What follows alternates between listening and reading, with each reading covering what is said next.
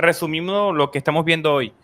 Génesis 1 al 11, literal o simbólico. Vimos también, por ejemplo, si el relato de los 7 días era literal o 24 horas o simplemente un relato de creación. Vimos también el género literario de Génesis del 1 al 11. Hablamos de Adán y Eva, si eran personas. No hablamos un poquito del símbolo de pecado, pero bueno, eso lo podemos tocar en otra oportunidad. Hablamos de la caída, si de la serpiente, si era un animal, si era una persona, eso también lo tocamos acá. Hablamos si el diluvio, si era local o si era global. Y finalizamos ahora esta partecita con si va a haber un evento histórico, representa un mensaje simbólico. Eso fue básicamente lo que hablamos.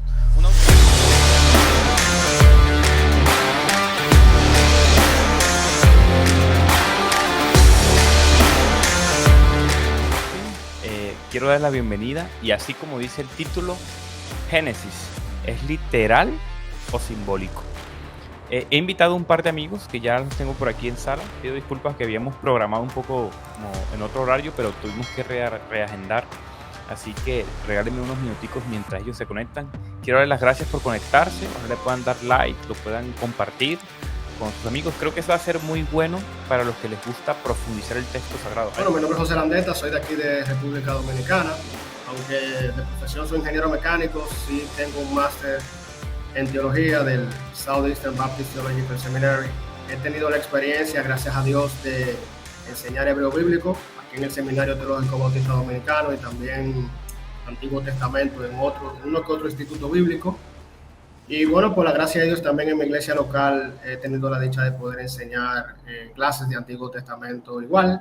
Y nada, formamos parte también de la cuenta de Fundiendo con la Biblia junto con Fausto Liriano y Alexander López, compartiendo ahí informaciones bíblicas relevantes. Me encanta esa cuenta, brother. Hay una cuentica que le voy a recomendar.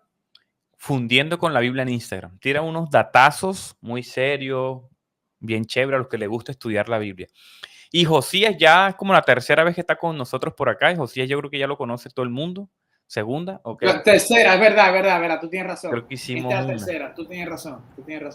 Una que tú me llamaste y era la 1 de la mañana aquí y se armó un vivo.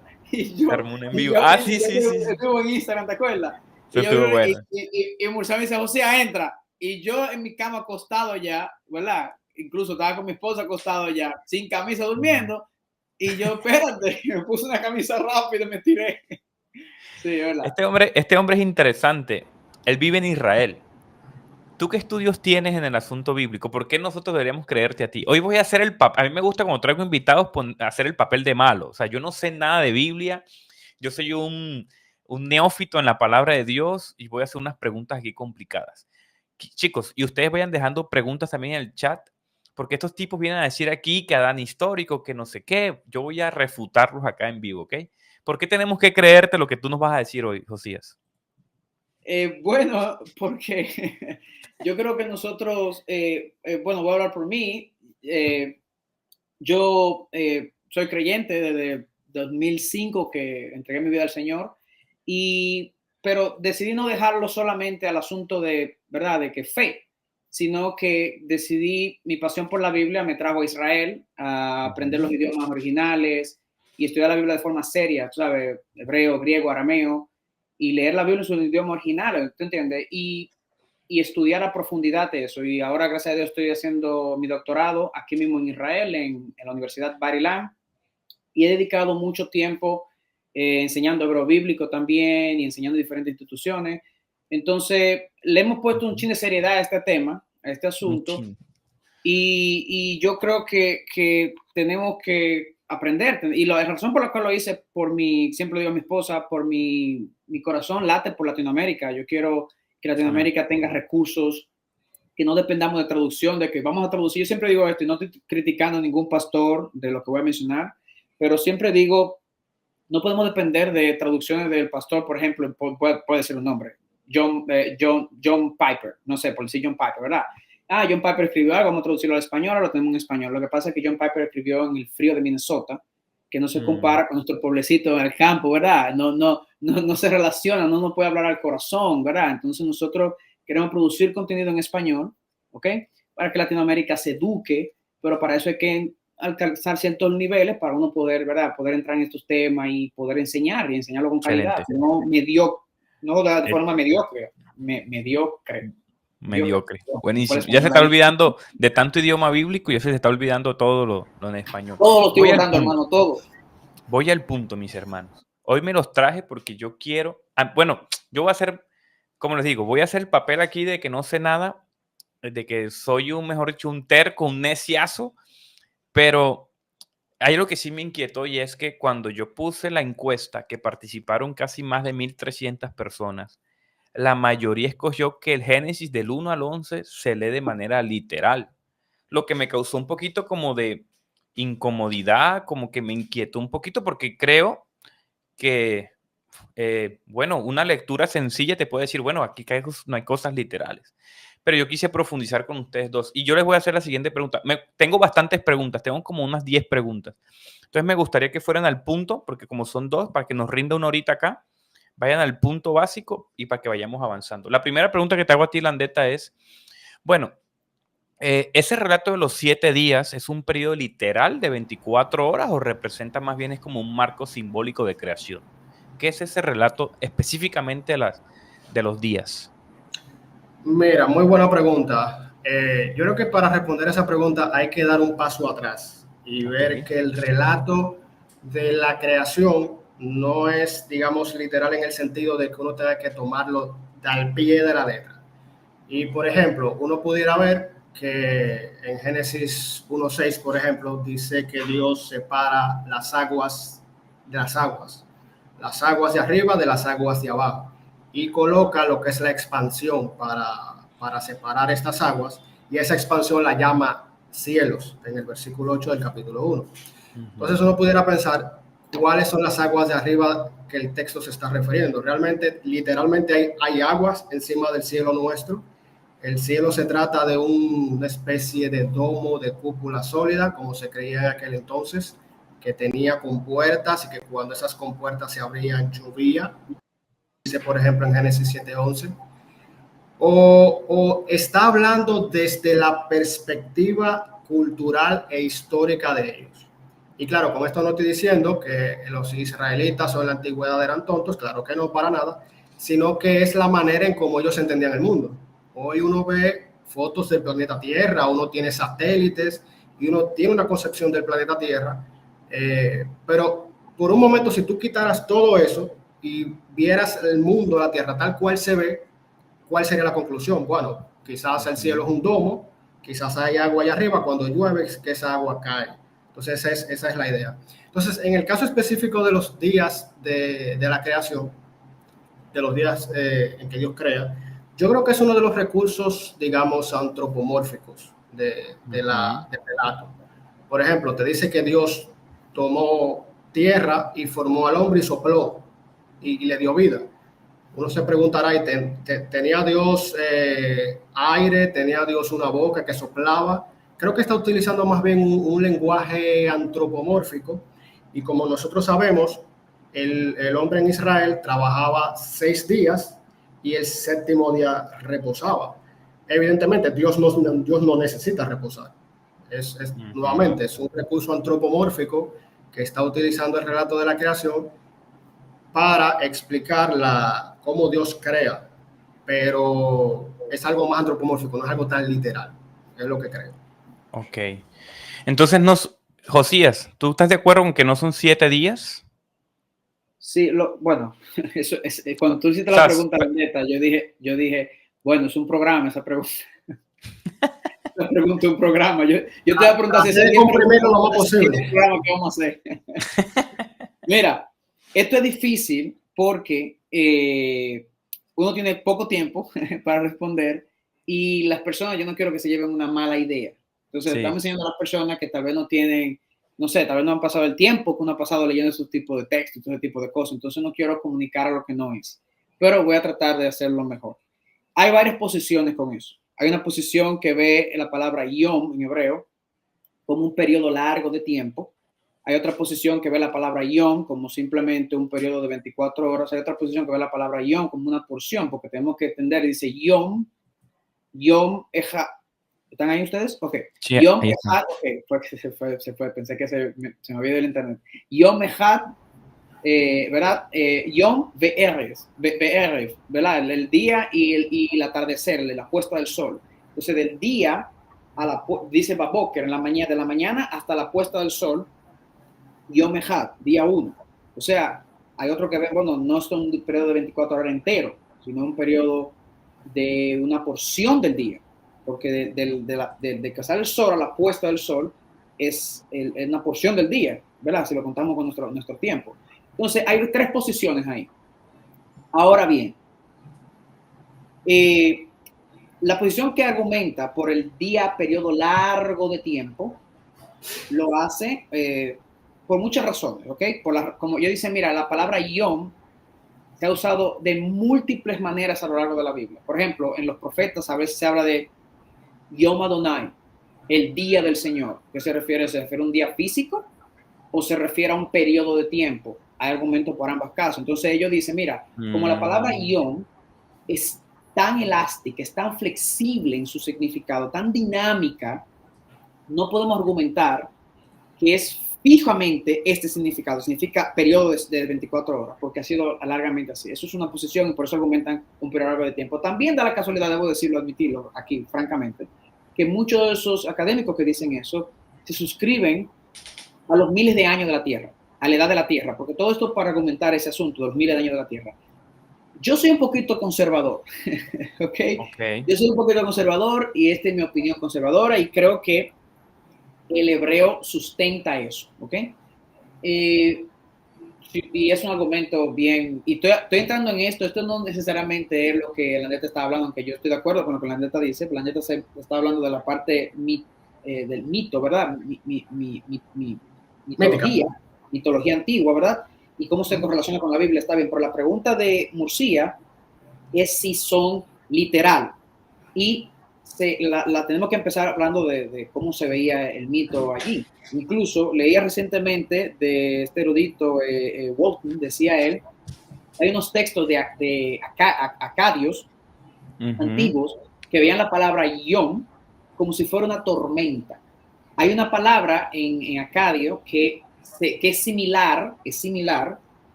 se puede asociar un poco con la palabra Yom, que se refiere a tormenta. ¿Recuerdan cuando dice y vino y oyeron al Señor? Un momento, ellos dijeron, dice Kol Adonai le ruach Yom. O sea, y oyeron la voz del Señor en el viento del día.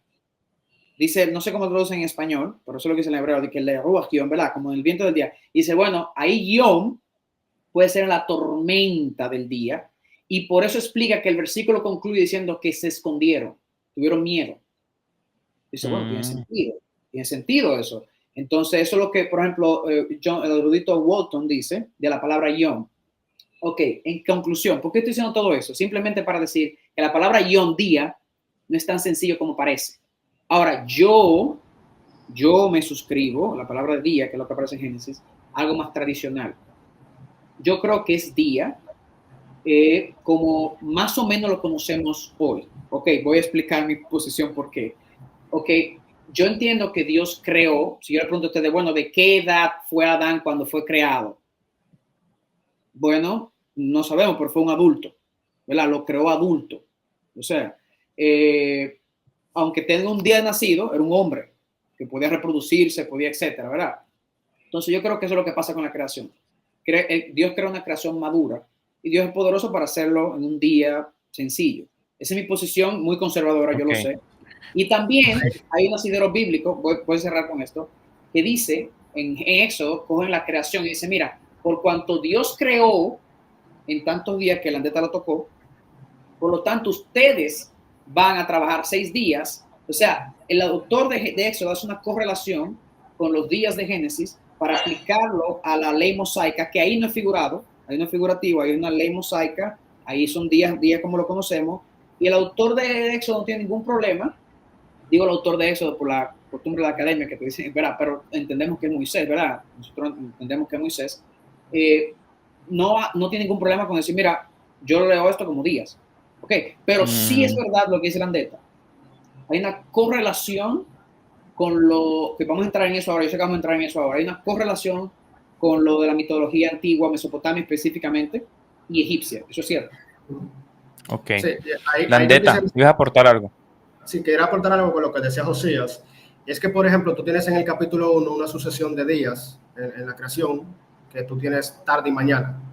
Pero interesantemente, aunque son un grupo de días que Dios crea en el capítulo 1, al final, en el capítulo ya 2, dice lo siguiente: estos son los orígenes de los cielos y de la tierra, cuando fueron creados el día que Jehová Dios hizo la tierra y los cielos. O sea, fíjate cómo John o día en el 2:4 dice que en el día que Dios creó los cielos y la tierra, lo dice en singular.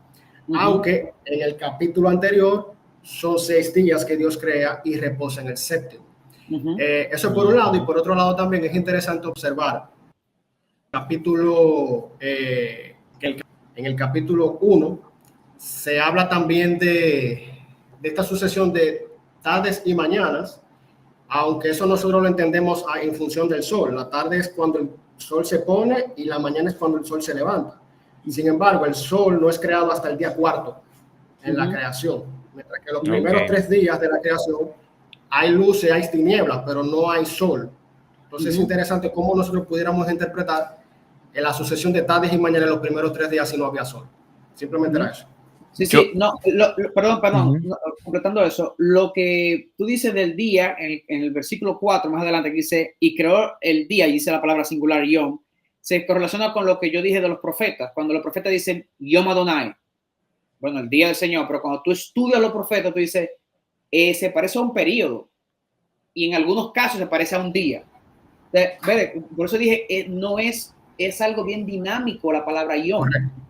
Correcto. Yo soporto mi interpretación basada en la correlación con Éxodo y Génesis. Basada en esa correlación, yo veo muy difícil armonizar eso, al menos que digamos, bueno, no sé, pero es otro tema, no quiero entrar ahí, es otro tema. Sí. Pero yo les voy a hacer una pregunta. Hay unos libritos que yo voy a estar recomendando, Lectura Eficaz de la Biblia. La gente dice que este libro es fácil de leer, de Gordon Fee. Pero a mí este libro no me parece fácil de leer, no me parece básico. Y este hombre dice acá que a veces, y yo estoy de acuerdo, esta es mi lectura también, a veces uno quiere leer como de manera literal todo el Antiguo Testamento, sobre todo esa narrativa hebrea que tiene género poético. Entonces él dice que ese tema, esa discusión ni siquiera debería darse porque uno tiene que leer el Antiguo Testamento y esas porciones de la Biblia con un género literario de la narrativa hebrea. Quiere decir eso que en la narrativa hebrea siempre Dios se muestra como el personaje principal, Satanás el antagonista y nosotros como personajes secundarios. A mí me gusta esa reflexión. Pregunta para ustedes. Pero, ¿cómo nosotros, esto no nos mete como una especie de problema? Porque nos mete como una especie de relativismo a la hora de uno abordar el texto para hablar temas como el pecado o Adán como personaje histórico, o como dice, por ejemplo, William Lane Craig, un personaje mito histórico. ¿Qué género entonces es esa porción de, cómo se toma esa porción entonces de capítulo 1 al capítulo 11? Landeta, ¿qué opinas de todo eso? Mira, en la pregunta, y te lo decía antes de empezar, yo creo que el tema de la pregunta de ver cuál es el género literario es fundamental. No solamente para Génesis del 1 al 11, sino para cualquier porción de la Biblia es bueno saber cuál es el género.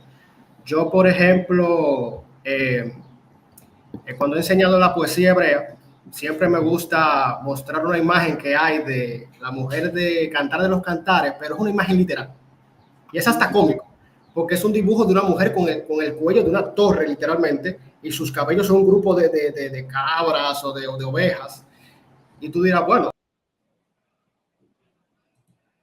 en Cantares, evidentemente no.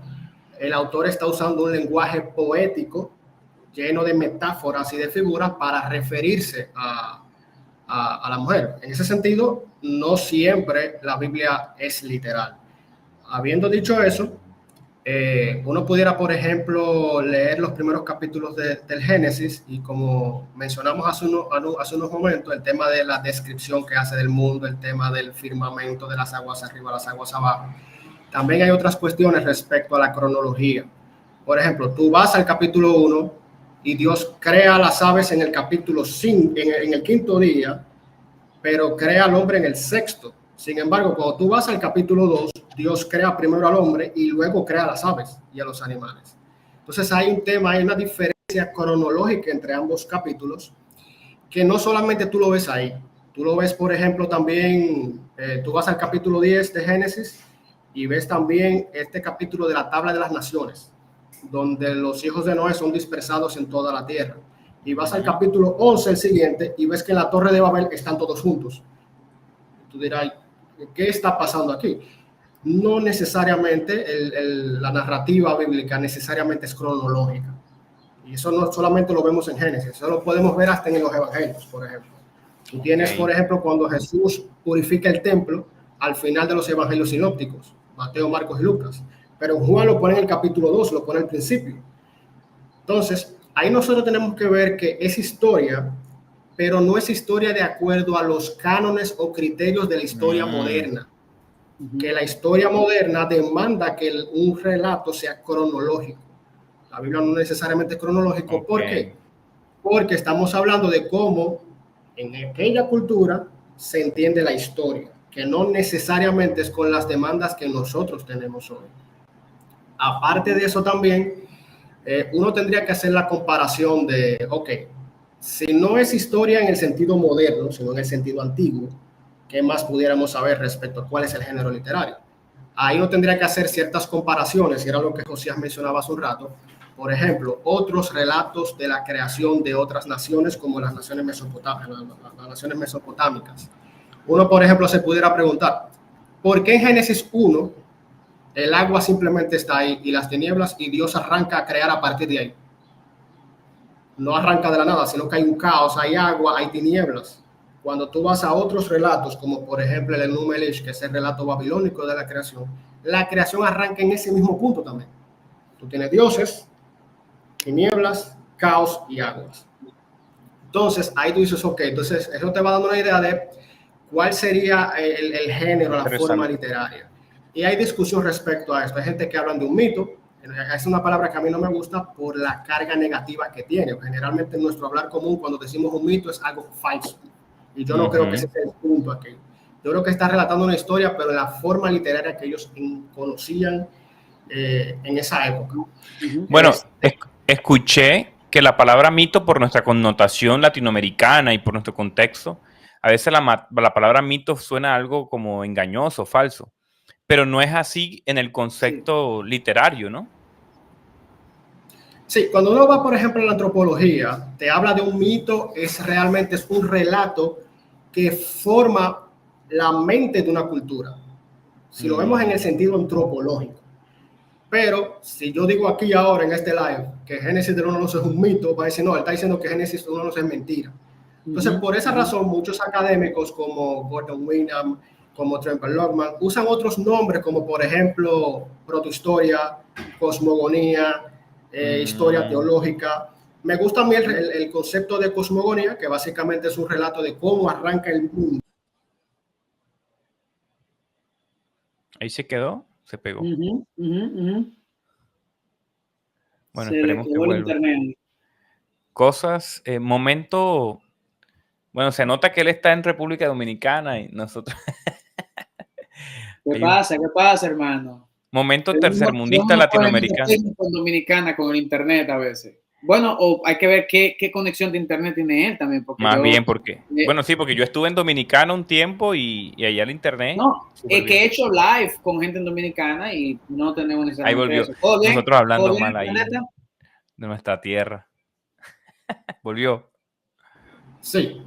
Entonces, nada, no sé dónde me quedé, pero básicamente lo que decía era que cuando usamos tus nombres y te gusta un nombre específico que usan. Ah, sí, que cosmogonía quedó. ¡Pum! Sí, básicamente fue donde cerré la idea de que creo que una forma literaria que pudiéramos decir de cosmogonía básicamente es el relato de la creación dentro de los parámetros o formas de pensar del mundo antiguo, básicamente.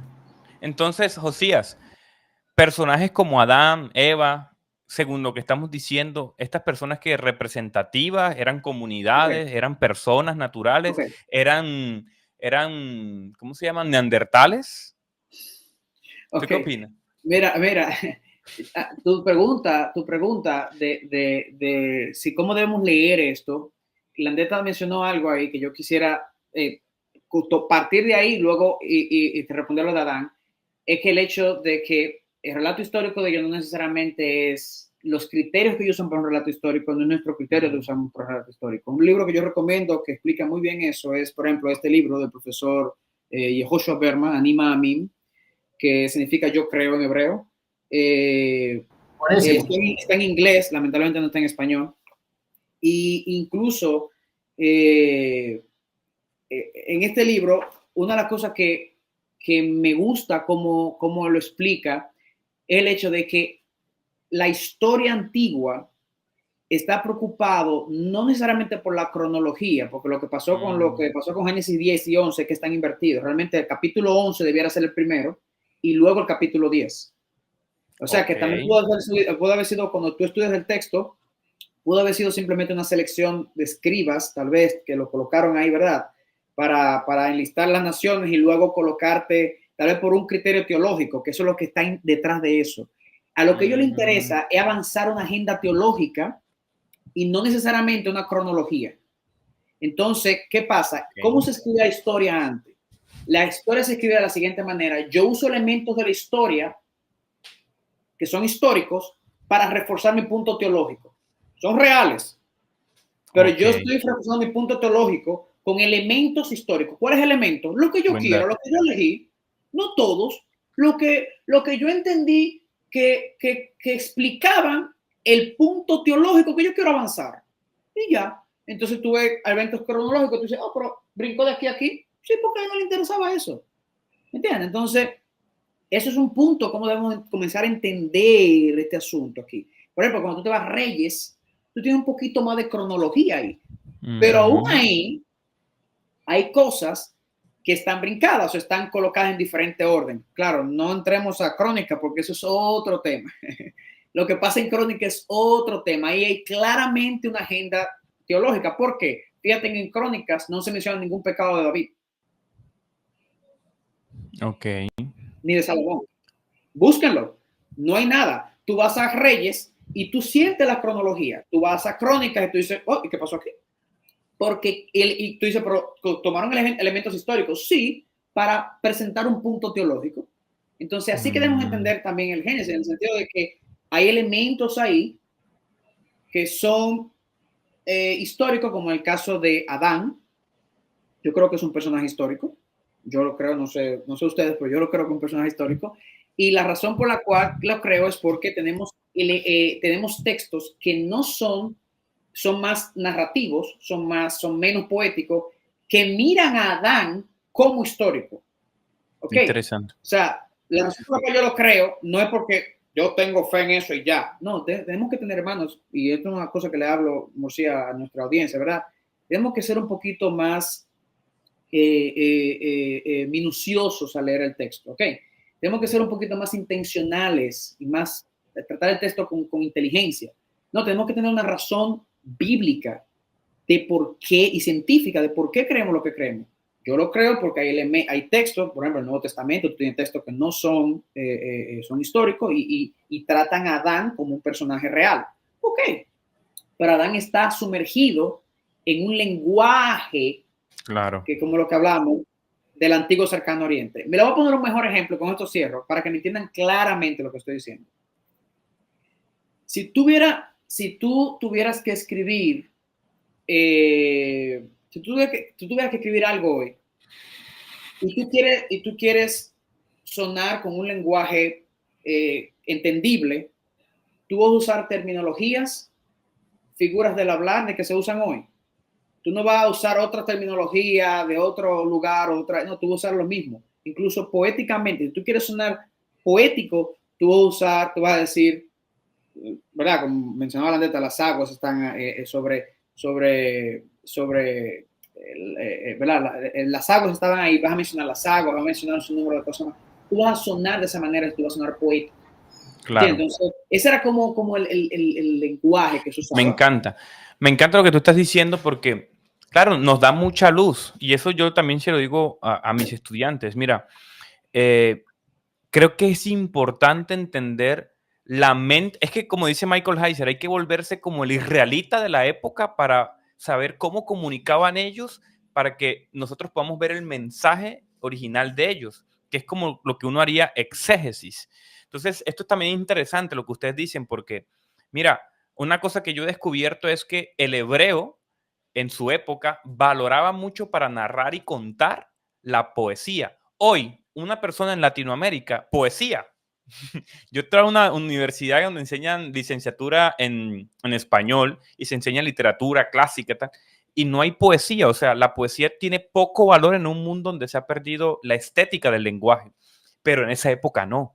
El israelita valoraba porque era el que escribía era gente culta, la gente para contar historias también no todo el mundo tenía, no todo el mundo estaba alfabetizado. Entonces, ¿cómo grababa uno las narraciones y las historias y lo que contaba?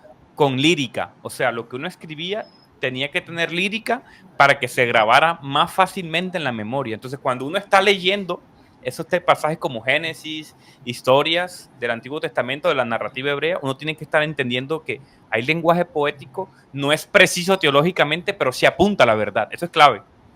Sí. No hay una precisión teológica como nosotros encontramos, por ejemplo, una carta paulina, que ese es otro asunto. Pablo tampoco escribió tratados teológicos. Él hacía teología desde la labor. O sea, él mandaba una carta y uno tiene que descifrar teología ahí.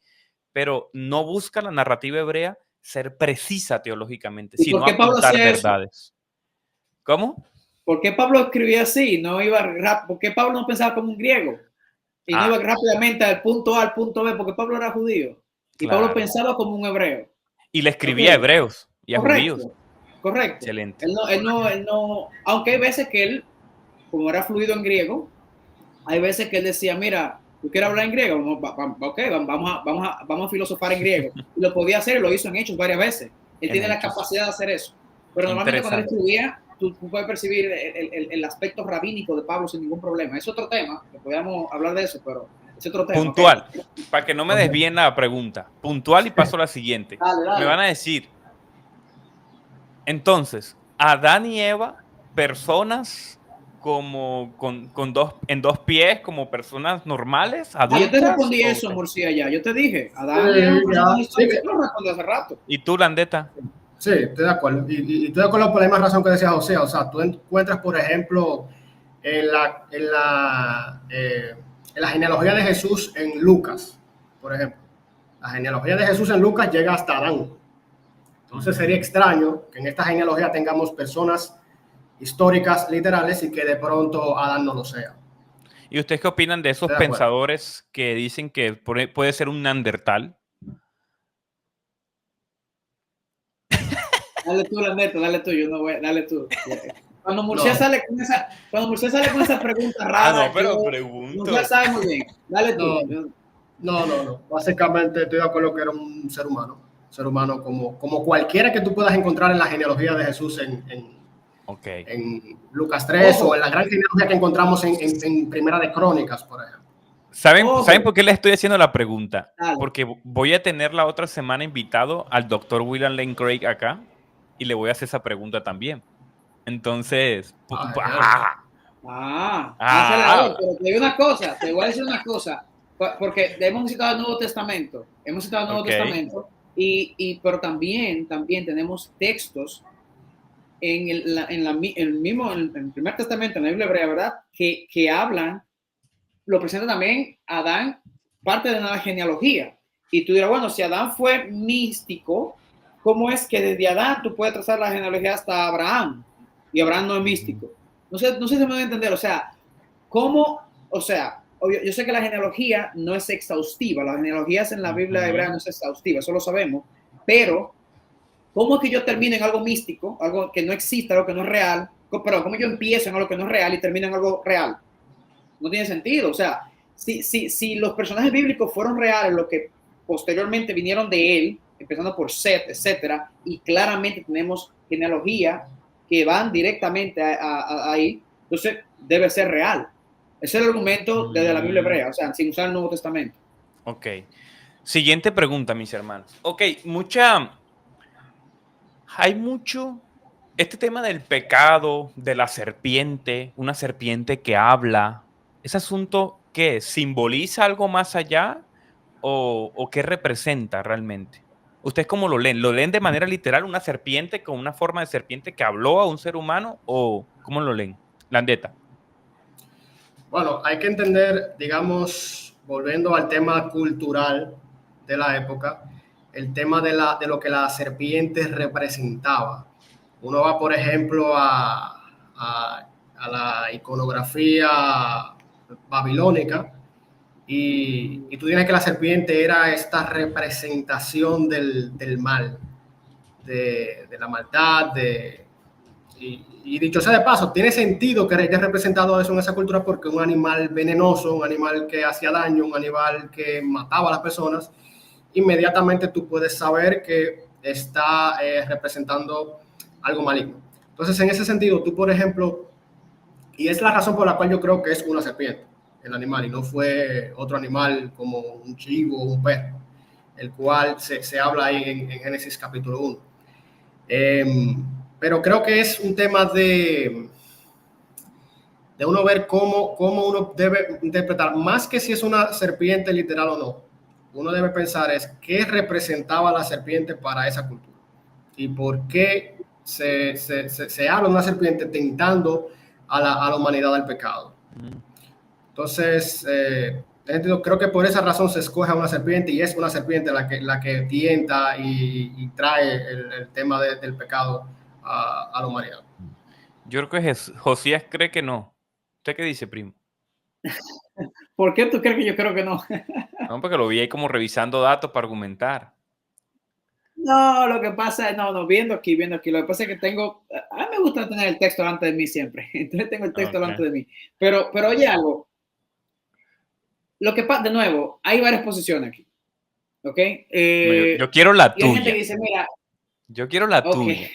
No me vaya a dar vuelta y me vaya a campanear. Déjame dar contexto. Oye lo que pasa. Mira, honestamente, cuando yo leo el Génesis, yo veo una gran cantidad de sabiduría ahí.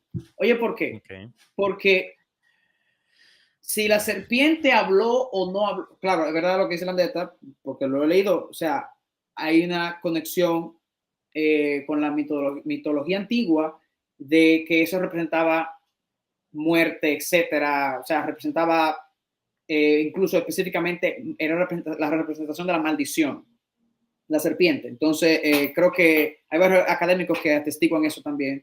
Creo que Walton es uno de ellos también que lo hace. Pero hay varios más. Lo que digo es que ya sea que habló, yo no soy dogmático en esto, ya sea que habló o no habló, puede ser, hay personas que dicen, mira, puede ser a manera de puede ser que haya una serpiente, y como eso representaba eso, bueno, ellos interpretaron algo maligno ahí. Hay mucha interpretación con eso, o que habló, que no habló. No lo sé, no soy dogmático en eso. Ahora bien, de nuevo, yo me inclino a ser conservador, ¿ok? Y en la Biblia, por ejemplo, vamos al caso de la burra de Balaán. La burra de Balaán que habló, ¿verdad? Tuve, por ejemplo, Génesis del 1 al 11, que es el texto que estamos tratando. Génesis del 1 al 11 son muchos años de historia, ¿verdad? Son muchos de la creación hasta la Torre de Babel, etcétera, Abraham. Pero fíjense que el autor de Génesis le dedica más tiempo al resto del libro, del capítulo 12 al capítulo 50, que data 300 años, mucho menos tiempo, le dedica todos esos capítulos. Sin embargo, a esa creación, y que está bien con asunto, ¿verdad? Con el antiguo cercano oriente conectado, le dedica nada más 11. O sea, eso te dice a ti que el autor no está interesado en entrar en detalles, sino en contarte a ti, en darte una especie de outline, de bosquejo, darte una especie de bosquejo, porque no está interesado en darte detalle. ¿En qué detalle está interesado? Del capítulo 12 al 50 te da muchísimo detalle. Pero en esos principios no te da detalle. O sea, ¿qué te dice eso? Que es una narrativa rápida. Mira, pasó esto con la serpiente, pasó esto. Puede ser que sea algo figurado para ilustrar una realidad de que Satanás estuvo presente en el Edén. Satanás, la serpiente antigua, como lo interpreta el Nuevo Testamento, estuvo presente ahí en el Edén y los tentó a ellos. Ya sea que estaba en una serpiente, tenemos eventos en el Nuevo Testamento de demonios poseyendo animales, como en el caso. Se cayó. Bueno, ahí volvió. Se cayó. Ahí volvió. ¿Dónde me quedé? Sí, sabes que la narrativa sobre los animales y algunas figuras de los animales, estabas por ahí. Sí, lo que digo es que tenemos ejemplos del Nuevo Testamento, como el Señor expulsa a los demonios y van a los animales, de animales poseídos, ese tipo de cosas. O sea, y en la antigüedad había ciertos animales que se consideraban también extraños y malignos. Pero lo que digo es, ya sea que fue una palabra verbal, a que fue una tentación, a que se le dijo, que habló, articuló idioma, y esa es otra discusión. Yo sí creo que Génesis representa que Satanás, eso es lo que intenta comunicar el autor, Satanás, el enemigo de las almas, estaba presente en el Edén de alguna forma u otra e influenció a la mujer a hacer lo que ella hizo. Eso es real y eso es lo que le intenta comunicar. ¿Que lo hizo usando figuras conocidas para ellos? Sí, pero eso es lo que intenta comunicar. Porque pero eso es lo que retoma. ¿Qué es lo que dice Apocalipsis? Apocalipsis dice, retoma la misma imagen, Apocalipsis, Juan. La serpiente antigua, que es el diablo Satanás. Te usa la serpiente, pero te lo define como diablo Satanás. O sea, esto es una imagen, una figura, pero te lo define. O sea, yo creo, en ese sentido soy flexible, pero yo creo que sí hubo una serpiente, ¿ok? Yo creo que sí hubo una serpiente. Y que la tentación, la comunicación entre ella y la mujer, no sé si fue audible o fue, ¿verdad? No sé si fue una tentación mental o algo, pero hubo una tentación. No puedo negar la tentación porque tenemos evidencia no poética que hubo una tentación, que ella cayó, que la serpiente la tentó. Hubo eso. O sea que, ¿tú qué opinas, por ejemplo, yo a veces escucho predicaciones y reelcitos en internet de pastores predicando y esas cosas? Por ejemplo, hay gente que hace realmente una prédica, una gran porción de su prédica de que Eva dijo esto y respondió esto con estas palabras específicamente. Entonces eso es problemático. Porque, por ejemplo, dice esa, pero mira, Eva respondió primero. Y si ella respondió esta palabra, quiere decir que nosotros no podemos usar ese tipo de palabras. Eso es problemático, entonces. No, déjame ser bien claro aquí, porque honestamente, Moshe, yo estoy hablando contigo y con la teta, pero en mi mente no está ninguno de ustedes dos. En mi mente está la audiencia. O sea, en mi mente está la señora que va a la iglesia, que está yendo. Entonces, eso es lo que está en mi mente. Entonces, déjame aclarar algo aquí, bien claro. Déjame aclarar algo bien claro. Lo primero es lo siguiente. Nosotros, cuando decimos que interpretamos algo literal, escuchen, algo literal, es literal respetando el género que se habló ahí. Si ya yo sé, leyendo Génesis, ¿ok? Y leyendo otras literaturas, que yo les recomiendo a los cristianos que lo hagan, lean Gilgamesh, lean otra literatura, no importa, léanlo sin miedo. Y yo digo, oye, pero parece que ellos pensaban así aquí, veían esto como el mal, como representación del mal. Bueno, pues entonces no está mal que yo lea la serpiente, ok, ahí está el mal, maligno, algo, ¿verdad? Que habló a la mujer, la tentó. Eso es real. Que se usaron esas imágenes, sí, no hay problema. Como también leemos que cuando el Señor venga, las palmeras van a aplaudir y cantarán los mares, ¿verdad? Pero yo entiendo automáticamente, porque yo he visto palmeras, he visto mares, yo entiendo, no, esto, ok, yo sé cómo interpretar esto. Lo mismo pasa con Génesis. Te voy a poner este ejemplo específico. Capítulo 3, versículo 11. Y dijo, capítulo 3, versículo 12. Eso dice, es Génesis, ¿verdad? Génesis 3, 12. Vamos para allá. Dice, y el hombre respondió, la mujer que me diste por compañera me dio el árbol y yo comí. Entonces, por ejemplo, yo he escuchado un montón de enseñanzas que dice, mira, Adán le echó la culpa a la mujer. Entonces, como Adán le echó la culpa a la mujer, Dios pudo haber hecho tal cosa más adelante, o por eso le puso el castigo primero a Eva, y por eso, ¿ves? Esas conclusiones teológicas de esa narrativa hebrea, que no es precisa teológicamente, sino que es una narrativa, porque a veces no tiene que ser una serpiente, o lo que tú estás diciendo, no tiene que ser palabras específicas, como, y ese es el título de este en vivo. Entonces, ¿cuándo es simbólico? ¿Cuándo es literal? ¿Se puede hacer esas aplicaciones o no se pueden hacer esas aplicaciones? ¿Tú qué opinas? ¿Ustedes qué opinan, pues? Ese es el punto, este es el corazón del live. Yo voy a decir algo, la neta lo cierra si quiere. Yo voy a decir algo. Yo creo, ok. El texto bíblico que está aquí, el texto textualmente es palabra de Dios. El texto en su idioma original. O sea, en hebreo y en griego, en arameo. El texto original, la traducción. Bueno, la traducción es palabra de Dios también, pero ese es otro tema. Es otro tema. Es otro tema. Mala mía. Pero me refiero al texto en su idioma original, es palabra de Dios. Y yo estoy diciendo con eso. Yo creo que si yo tengo aquí ese texto en muchos manuscritos, y sé que es seguro que ese texto está ahí, yo puedo confiar en ese texto. Yo puedo usar ese texto. Yo puedo decir, mira, Adán dijo tal cosa. Yo puedo decir eso. Ahora, aplicarlo teológicamente, tengo que ser sensible con la cultura de esa época. O sea, no sé si me doy a entender. No sé si me doy a entender lo que trato de decir. O sea, sí, espérate. Yo puse las palabras que Adán usó y dijo. Sí, yo puedo decir que Adán dijo eso. No sé si eso responde a tu pregunta, porque el texto es inspirado. O sea, el texto, nosotros creemos que es inspirado, el texto hebreo. Okay. Entonces, yo puedo usar esas palabras. Ahora, yo decir, aplicar eso, yo creo que yo debo, el pastor aquí debe estar consciente de que... Cuidadoso. Claro, cuidadoso. ¿Qué otra correlación habría en el antiguo cercano oriente? ¿Se entendía que esa aplicación que tú le das es el texto? Yo le doy la aplicación A mi congregación. Esa aplicación A fue la que hubieran entendido los oyentes en ese momento, en la antigüedad. ¿No doy a entender?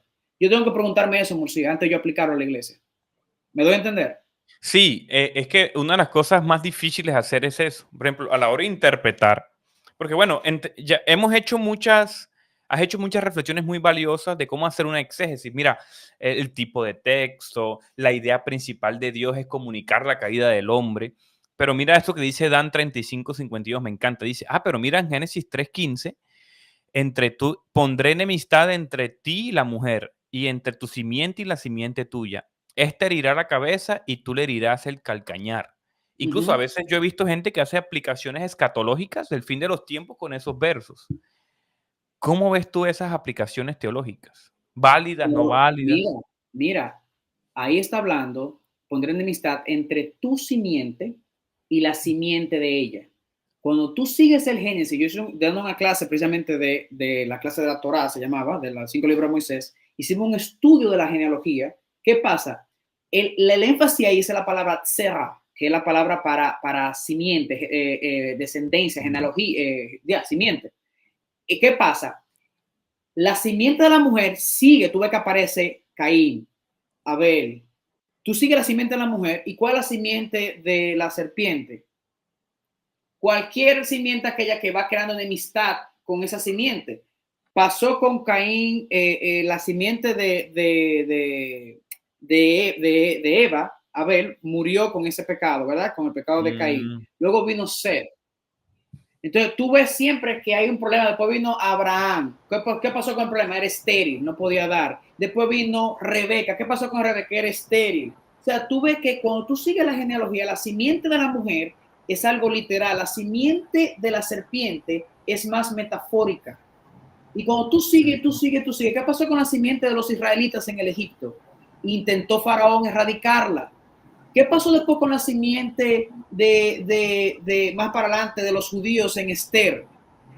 También se intentó erradicar la simiente de los judíos. ¿Qué pasó? Cuando tú sigues siguiendo, ¿qué pasó después cuando llegas a Jesús? La simiente, la que estamos esperando.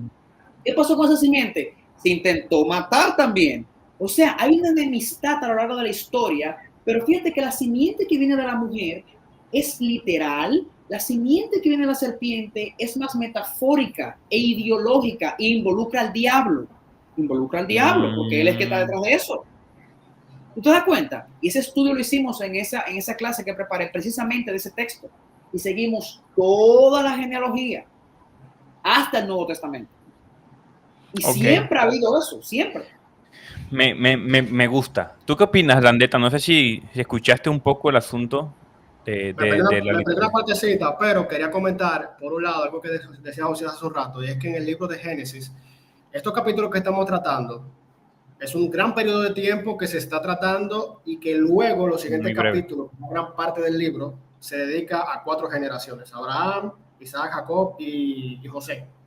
Entonces, tenemos que entender estos primeros capítulos de Génesis como un trasfondo, y entiendo yo que sirve como trasfondo para la promesa que Dios le hace a Abraham cuando arranca el capítulo 12.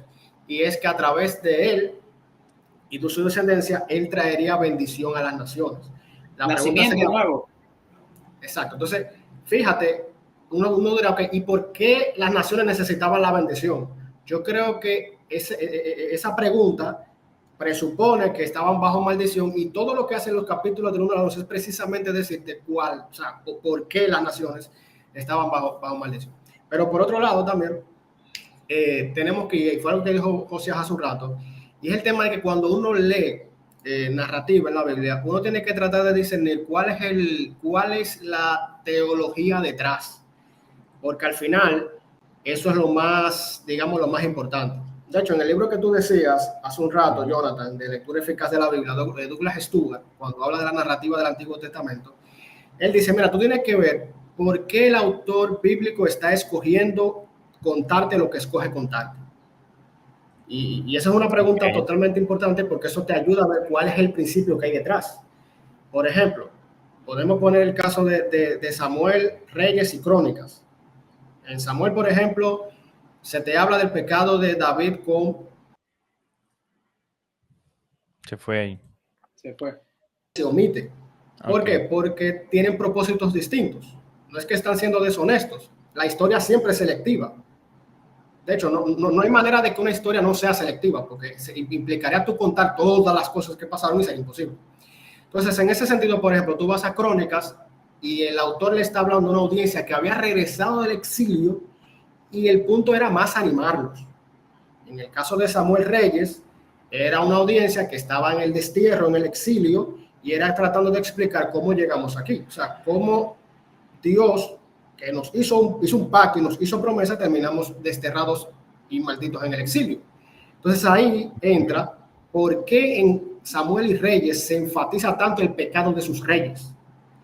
Precisamente para explicarte cómo ese pecado fue lo que finalmente lleva a la audiencia al destierro, al exilio en Babilonia. Entonces, creo que el principio teológico detrás hay que tratar de discernirlo cuando leemos estas historias y preguntarnos por qué el autor está escogiendo contarme esta parte, qué está tratando de decirme, cuál es el principio detrás. Y eso, cuando hacemos interpretación bíblica, es lo más importante.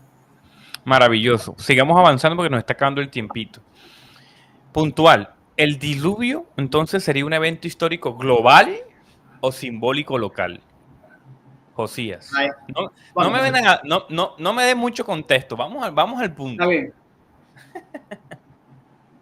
Yo creo, escucha, que fue global, pero, escucha, contado en un lenguaje entendible para su audiencia. No sé si se entendió lo que digo. A ver, ahora sí dame contexto. A ver, lo que pasa. No, porque tú quieres que sea preciso. Yo voy a ser preciso, pero yo no voy a hundir. Yo te voy a decir la información que es. Entonces, yo creo que es global, pero contado de una manera.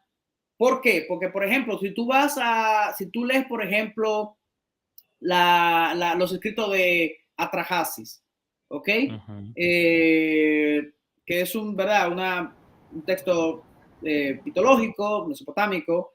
Si tú ves eso, tú ves que se habla de un diluvio también. Y tú ves en mucha otra cultura, incluso en la cultura china antigua, se cree que se describe un diluvio también. En varias culturas, incluso tengo un artículo que leí, estudiaba los otros días hace un tiempo preparando una clase. Creo que aquí hay algo de eso, ¿no? En esta Biblia. Te voy a impartir. Que hay, fíjense que en una época, oigan esto, en una época que no había internet, no había comunicación, no había nada de eso, WhatsApp, nada de eso, tú tienes diferentes culturas, diferentes partes del mundo, totalmente distanciadas una de otras, con algún aspecto de un diluvio. Tú tienes que explicar eso. ¿Ok? Entonces yo creo que fue universal. Eso con la evidencia extra bíblica. Con la evidencia bíblica tenemos muchos textos que lo describen como un diluvio universal, incluso en los evangelios. ¿Ok? Eso con la evidencia bíblica. Ahora bien, con la evidencia, con el asunto, esa es mi primera parte, creo que fue universal. La segunda parte, mi gente, explícame, bueno, ¿por qué lo dan un lenguaje conocido para ellos? Porque se relaciona mucho con Atrahasis, por ejemplo, ese escrito, ¿verdad? Y creo que Gilgamesh lo menciona también, si no mal recuerdo, y menciona prácticamente cosas similares hasta el punto de que ambos personajes mandaron aves a verificar. Pero, y con esto voy cerrando ese punto, porque voy a ser breve. Lo que sí me es interesante, y me gustaría, esta es mi opinión personal, después de estudiar este tema, porque estoy preparando una clase para algo que viene dentro de un par de meses que vamos a lanzar, es lo siguiente. Cuando tú lees a Atrahasis, por ejemplo, Atrahasis tú puedes ver la columna, es una tablilla de arcilla, ¿verdad? En la columna número 3, aquello que le interese indagar más, la columna número 3, la columna 1 a la 3, en la tablilla de arcilla de Atrahasis, menciona el diluvio y lo describe de múltiples maneras. Pero cuando tú lo estudias y lo lees bien, el texto, ¿verdad? De Atrahasis, tú ves que suena bien místico, suena bien legendario. Cuando tú ves la parte que se parecen en el texto bíblico, tú ves un énfasis del autor de hacerlo más realista. Por ejemplo, Atrahasis dice que el diluvio duró 7 días nada más. Pero bueno, está un poco difícil. La Biblia lo aumenta muchísimo más. Atrahasis describe un sinnúmero, por ejemplo, el arca de una forma cuadrada. Pero bueno, eso es un problema serio, porque ya en esa época, tenemos evidencia, en esa época de barcos, de naves, de que se sabía que no se hacía así de esa manera. Tú ves que en Génesis describe una forma más realista del asunto. O sea, ¿qué te estoy diciendo con esto? Que aunque está un lenguaje, ¿ok?, común a la época, tú ves un esfuerzo en los autores bíblicos de hacerlo más real, sin violentar el lenguaje. Dios nunca ha violentado el lenguaje contemporáneo para comunicar la realidad. Eso con respecto a lo que dije que se hace en un lenguaje contemporáneo.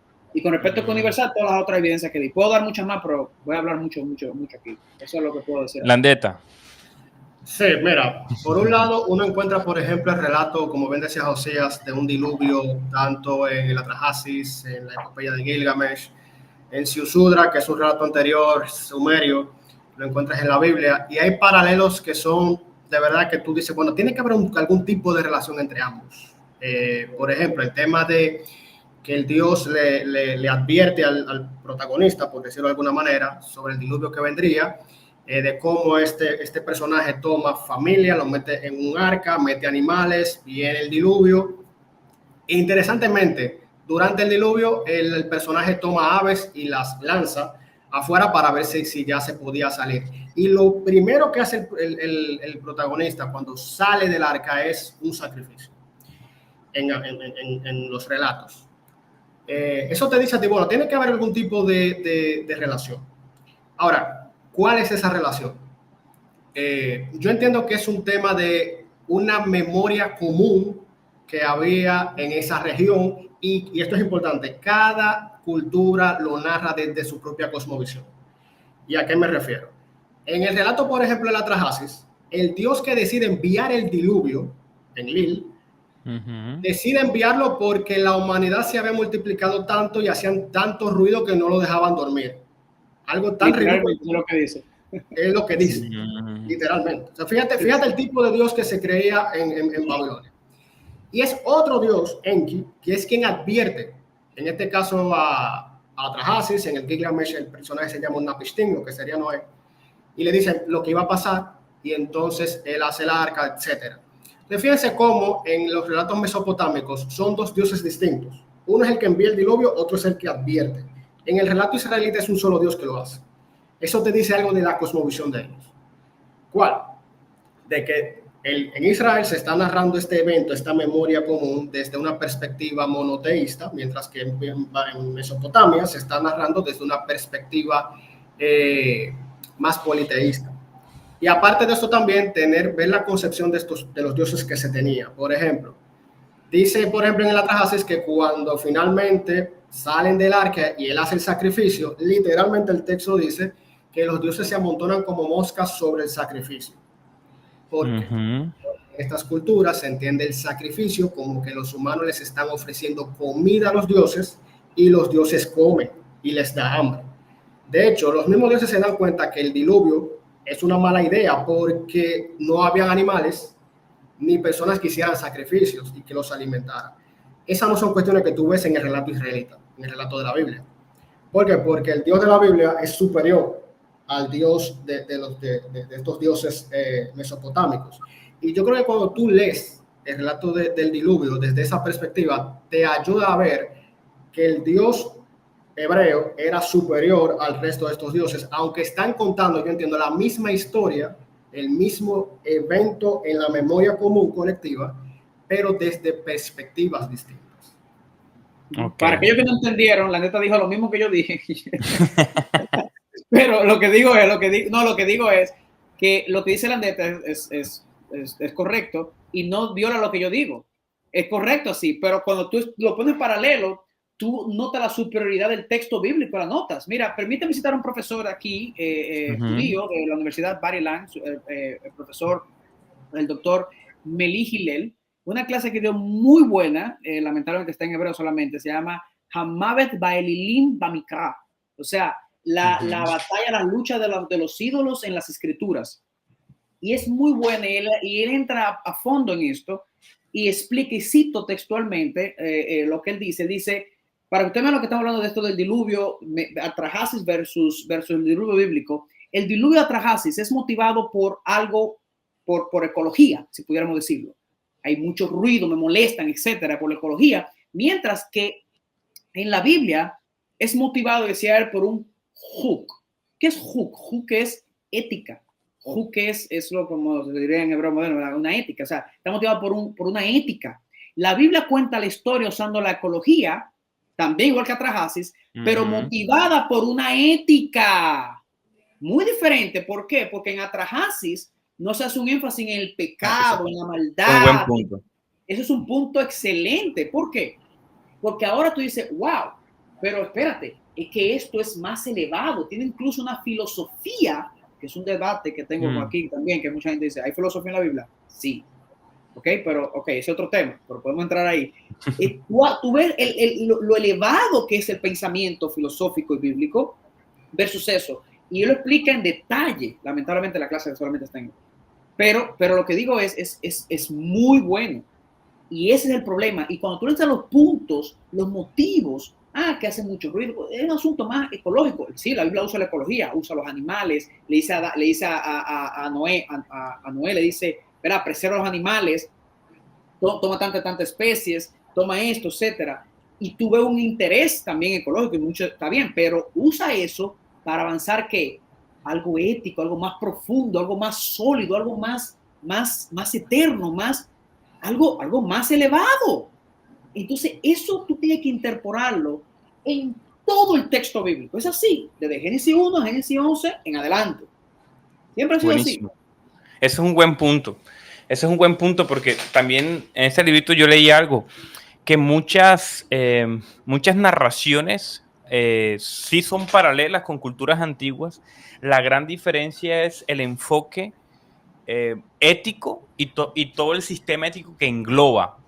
Y la diferencia entre la religión verdadera, porque claro, tú dirás, bueno, sí, que textos mesopotámicos se parecen tal, pero ¿cuál es la diferencia?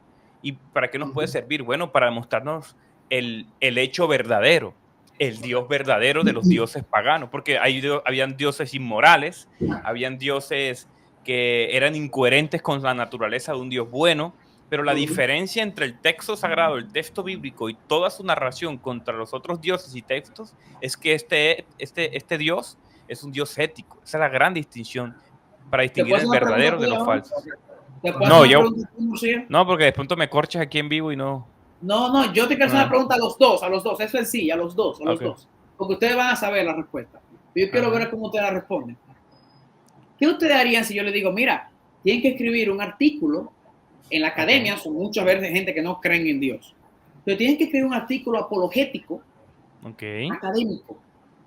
¿Ustedes lo van a escribir como ustedes escriben en WhatsApp o lo van a escribir en el idioma de la academia? No, académico. Hay que citar, hay que referenciar sí o sí. Claro. Ok, ¿verdad? Pero es apologético. Claro. Ok. Pero no lo van a escribir como escriben en WhatsApp. Es exactamente lo que hacen los autores bíblicos. Claro. Ellos están defendiendo una cosmovisión en el lenguaje de la época, en el lenguaje Excelente. que se consideraba elevado, académico, poético. Ellos empotran la verdad en ese lenguaje. Uf, buen punto, Eso buen es dato. exactamente lo que están haciendo ellos. Usted, ninguno de los dos se atrevería a escribir un artículo académico que no sea académico en una academia, ni se atrevería ninguno de los dos. Como escribo en un WhatsApp, me escriben un WhatsApp a mí, ¿verdad? Buen punto. Entonces, eso es lo que pasa, es lo mismo. Ellos tienen que usar un lenguaje similar a Trajasis, un lenguaje similar a Gilgamesh, porque eso es lo que tenían que hacer. Excelente, muy buen. Ese es un Están punto clave. defendiendo el punto. Y eso lo tomo también de lo que dijo Landeta. Landeta dijo, ¿qué están haciendo ellos? Ellos están usando esto desde su perspectiva para demostrar que el Dios de la Biblia es superior. O sea, es apologético. Texto bíblico es apologético en su naturaleza, en esa cultura del antiguo cercano oriente. Es apologético naturalmente. Tremendo ese dato ahí. Voy con la última pregunta, amigos. Bueno, vamos para la Torre de Babel. Un evento histórico, representa un mensaje simbólico sobre la diversidad humana. Landeta, ¿tú qué dices? ¿Cómo así? ¿Cómo le explico yo a un niño de estos de escuela dominical? No, mira, lo que pasa es que la Torre de Babel, entonces se confundieron en las leyes. ¿Cómo explico yo eso? Mira, si uno va, por ejemplo, a la evidencia filológica, uno va a ver, por ejemplo, el tema de cómo las lenguas se dieron a lo largo de la historia. Entonces, en ese sentido, volvemos al mismo punto de hace un rato, de que es un evento que, vamos a decir, es un evento narrativo que está explicando algo que pasó, pero lo está haciendo en un lenguaje, digamos, de acuerdo a los criterios históricos de esa época.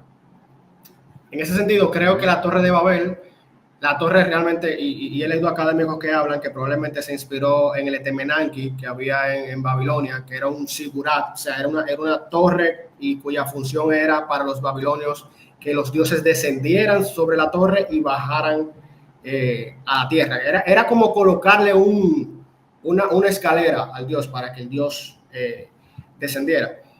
En ese sentido, uno ve, por ejemplo, una polémica allí, y es que ellos pensaban que estaban construyendo una torre alta, bien alta, pero Dios tuvo que inclinarse a ver la torre.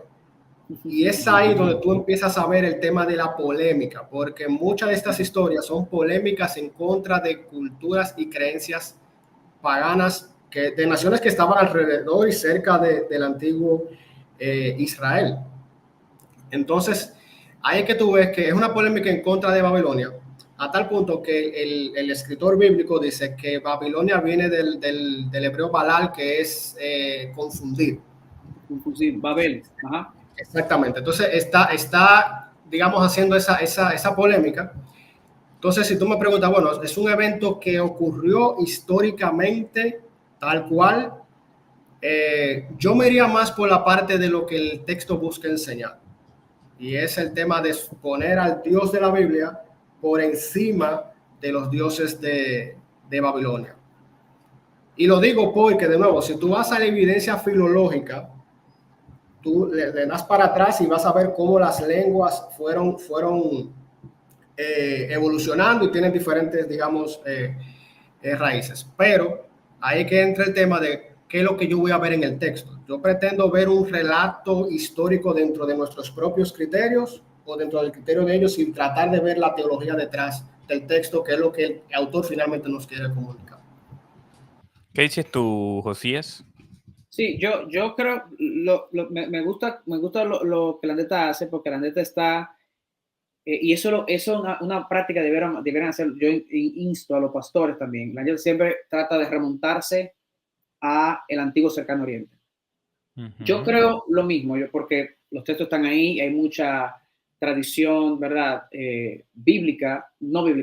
Extra bíblica de textos del antiguo cercano oriente que hablan de eso. Pero, aquí voy el paso extra, no sé qué si yo dije al principio, yo soy bien conservador en eso, pero no soy conservador simplemente porque, tengo esa fe, no, lo baso en evidencia.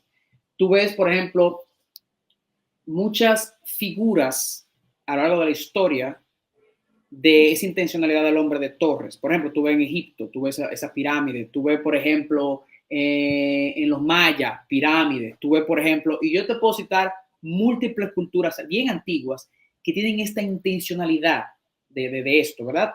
Lo mismo pasa con el diluvio. Es como si fuera una especie de recuerdo común, ¿verdad? Que viene. Eso pudiéramos argumentar en 2 vías. Puede ser simplemente metafórico, puede ser un evento real que con el tiempo se tornó también una especie de metáfora que simbolizaba ciertas cosas. O sea, yo tiendo siempre a tener un balance en estas cosas. Yo no me voy a ningún extremo, yo tiendo a tener un balance. No soy dogmático, pero tengo un balance. O sea, yo creo exactamente lo que dice Vendetta, pero le pongo un caveat, le pongo algo extra, en el sentido de que sí, lo que dijo Vendetta, yo doy amén a eso, pero entiendo que fue algo real también. Hay un documental que me pareció interesante, lamentablemente nada más está en inglés, este por lo menos está en inglés, no está en hebreo, o sea que estamos mejorando, ¿ok? Pero este está en inglés. Yo se lo voy a mandar a ustedes, lo voy a hacer público, vamos a tratar de hacerlo público, Murcia, para aquellos que les interese verlo, donde habla de una pequeña parte, habla de cuando tú vas a estudiar los idiomas, como digo, hay una explicación vasta con los idiomas, pero hay una familia de idiomas común que es donde los académicos creen que de ahí se desprende más idiomas, ¿ok? Entonces, en ese documental lo explican muy bien, pero en conclusión yo entiendo que sí, que como dice Vendetta, tiene un aspecto, se solapa con lo mitológico de esa cultura, pero hay un elemento, entiendo yo, que fue real. Sí, yo creo que hubo un grupo de personas que intentó hacer algo. Yo creo que hay cierto elemento en eso. Ahora, que el texto da detalles, no da detalles porque acabamos de decir hace un momento, incluso no está en el orden que va. No, Génesis 10 va después del 11, o sea, no podemos esperar algo detallado, sino algo representativo, ilustrativo de lo que ocurrió, ¿entiendes? Pero sí hubo una torre real, yo creo que sí la hubo. Ok, bien, perfecto. Entonces, resumo, mis hermanos, la sesión de hoy. Ustedes pueden dejar sus preguntas. ¿Tienen alguna pregunta? Se las pueden ir dejando. Yo tengo ahí un par ahí chequeadas. Resumimos lo que estamos viendo hoy. Génesis 1 al 11, literal o simbólico. Vimos también, por ejemplo, si el relato de los 7 días era literal o 24 horas o simplemente un relato de creación. Vimos también el género literario de Génesis del 1 al 11. Hablamos de Adán y Eva, si eran personas. No hablamos un poquito del símbolo de pecado, pero bueno, eso lo podemos tocar en otra oportunidad. Hablamos de la caída, si de la serpiente, si era un animal, si era una persona, eso también lo tocamos acá. Hablamos si el diluvio, si era local o si era global. Y finalizamos ahora esta partecita con si va a haber un evento histórico o representa un mensaje simbólico. Eso fue básicamente lo que hablamos. Una última preguntita, mientras de pronto ahí aparecen algunas preguntas. Pablo y Jesús, en su reflexión, en su revisión, cuando citan a Adán y estos eventos de la caída, ellos cómo leería Jesús y Pablo, cómo leyeron, como ustedes están haciendo la interpretación ahora como ecuánime, balanceada, poniendo la cerecita del pastel o manejando ahí los eruditos, o cómo ellos interpretaban eso, ¿cómo creen? Una buena pregunta. Después de ti, hermano, las de eso. Bueno, yo por lo que veo, por ejemplo, uno lee, por ejemplo, a Pablo en Romanos 5, haciendo la comparativa de Adán y Jesús. Uno pudiera deducir a partir de ahí que como Pablo interpretaba a Jesús, también interpretaba a Adán. Habla de que por Adán entró la muerte al mundo, a la humanidad, así por Cristo entró la salvación, entró la gracia. Entonces, en ese sentido, creo que Pablo, al igual que Jesús, al igual que los apóstoles, interpretan estos eventos como eventos que ocurrieron, claro, enfocándose nuevamente en, porque ellos no te están dando una clase de historicidad. Bien, no están dando una clase de historicidad de ciertos eventos pasados o no. Ese no era el punto, sino más bien entienden que de estas historias, pero están siempre haciendo es un digamos, una reflexión teológica en base a estas historias. Porque de nuevo era todo el punto detrás de cada una de estas historias. Entonces, es lo que creo. O sea, en ese sentido creo que lo que ellos enfatizan no es distinto a lo que, por lo menos en mi caso, y José creo que también, estamos tratando de enfatizar, que es que a través de estas historias se está avanzando un punto teológico. Uno que otro allá, que hayan temas con detalles con la historia, perfecto, pero al final ellos no están tratando de darte una clase de historicidad, sino básicamente avanzando ese punto teológico que nosotros vemos en Génesis y vemos en el Antiguo Testamento de manera general. En palabras sencillas, si Jesús dijo, si Pablo dijo, perdón, así como veo a Adán, así como el hombre Adán, que usa la palabra hombre, ¿ok? Antropos en griego, así como el hombre Adán, tenemos ahora el nuevo hombre en Jesús, etc. Eso no niega, es un hombre físico, obviamente, no hay que entrar en debate con eso, pero eso no niega, Pablo no está diciendo que no se usaron lenguajes similares a Gilgamesh, Elimaelis, eso no niega nada de eso, ¿entiendes? O sea, una cosa no quita la otra. Sí, un hombre físico, claro, contado un texto bien poético, ¿entiendes? Eso es lo que, como yo lo vería también. Si tú me dejas decir una última cosa, me avisa cuando puedo decirlo, porque si no digo esto... cerramos con eso. Cerramos con eso para no dejar las preguntitas aquí de los hermanos. No, oye, son preguntas buenas. Aquí veo una que por qué hay 4 razas, etcétera. Esa está buena, a esa voy. No hay 4 razas, no son las razas, la raza humana, ¿ok? Ese asunto de 4 razas, eso no... Ok, y como, por ejemplo, yo bueno, no tengo experticia, simplemente uno lee libritos de preguntas y respuestas para hacer apologética en la labor, ¿verdad? Pero uno de los problemas es eso, o sea, si el diluvio es universal, ¿cómo es que seguimos teniendo estas distinciones fenotípicas en las razas? ¿Cómo lo explican ustedes, por ejemplo? Ok, bueno, ahí nos salimos un poco. Ahí nos salimos un poco y la pregunta, el comentario que quiero hacer, yo sé que no es lo que normalmente la andeta suele a trabajar y a postear, pero está bien. Eso es otra rama mía, ¿verdad? Que tengo que hacer ese comentario, que es con respecto a la ciencia. A la ciencia y el Génesis. Eso es otro tema, ¿verdad? Pero hay que hacerlo, hay que hacerlo. Pero con respecto a eso de la raza, y nos salimos un poco ahí de lo que es el estudio del antiguo cercano oriente, nos salimos un poco de ahí de eso, pero yo no veo ningún problema. Eso es bien fácil de explicar genéticamente. O sea, estamos entrando un poquito de ciencia ahora, bien fácil de explicar genéticamente. Si lo hablamos ya bíblicamente, yo creo que también se pudiera explicar en el hecho de que tú ves cuando, acuérdense que el capítulo 11 viene antes del 10. Viene el 11 y luego el 10. Bueno, en el 10 tú tienes cuando se dispersan estas personas, los hijos de Adán y los hijos de Noah, ¿verdad? Y van a diferentes áreas, ¿ok? Y tú ves los lugares que pueblan, ¿verdad? ¿Verdad? Y tú ves ya que ellos son genéticamente, son seres humanos, pero tienen la melanina diferente, si pudiéramos decirlo en términos de melanina. O sea, yo creo que no hay ningún problema con eso. Si pensamos en Adán y Eva, de que son los primeros seres humanos que tenían todos los componentes necesarios para producir personas de diferentes tipos. O sea, yo no veo ningún problema en entenderlo de esa manera.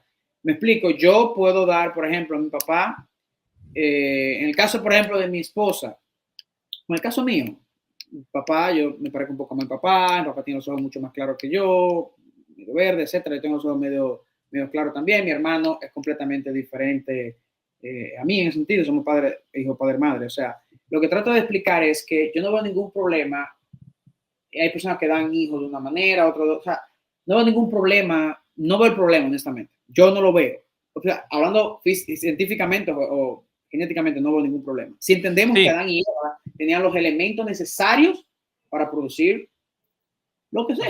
La raza humana. Sí, ahí el hermanito dice que no hace la pregunta como para objetar, simplemente como para obtener respuesta, ¿verdad? Dandeta, no sé si quieres aportar algo ahí, si no voy con la última pregunta.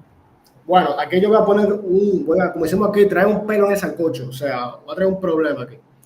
Y es que en mi caso, yo no creo, a diferencia de José, yo no creo que el diluvio necesariamente fue global. Y de hecho tenemos un post en Fundiendo explicando eso. Claro, no es que damos una posición, sino cuáles son las diferentes posturas y por qué cada quien cree eso.